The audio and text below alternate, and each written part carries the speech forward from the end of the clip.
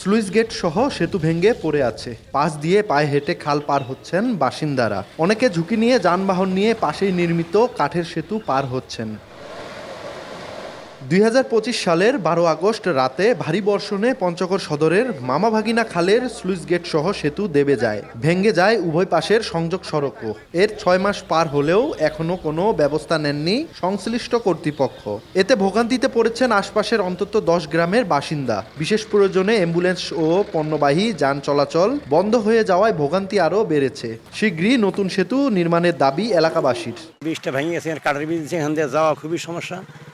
মাল তো নিয়ে যাওয়া যায় না, খালি ভ্যান কোনো রকম নেওয়া যায়, তারপরেও ব্রিজটা নর্মাল হয়ে গেছে। কিছুদিন আগে এই ব্রিজটা আবার ভেঙে গেছিল, আবার নতুন করে মেরামত করা হয়েছে। হসপিটালে যে কোনো একটা সমস্যা হইলে এখন ২-৪-৫ কিলো ঘুরে যাইতে হচ্ছে এবং আমাদের এই যে এই ব্রিজটা খুবই দরকার। ঠিকঠাকভাবে প্রতিষ্ঠানে উপস্থিত হইতে পারে না, বিশেষ করে বর্ষাকালে। সার নিয়ে যাব, গোবর সার, জ্বালানি সার, কামলা খাটাবো, যানবাহন নিয়ে যাব, ভ্যান নিয়ে যাইতে পারতেছি না। ব্রিজটা যদি দ্রুত বেগে হয় আমাদের খুবই ভালো হয়। এলজিইডি বলছে বিষয়টি ঊর্ধ্বতন মহলে জানানো হয়েছে।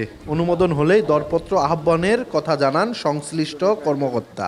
প্রকল্প পরিচালক স্যার এসেছিলেন, সরেজমিনে পরিদর্শন করে গেছেন। আশা করতেছি যে দ্রুত অনুমোদন হলে দরপত্র আহ্বান করে নির্মাণ কাজ শুরু করব। এলজিইডির তথ্যমতে মামাভাগিনা খালের স্লুইস গেট সহ সেতুটি নির্মাণ করা হয় ২০০৪ সালে। সোহাগ হায়দার, সময় সংবাদ, পঞ্চগড়।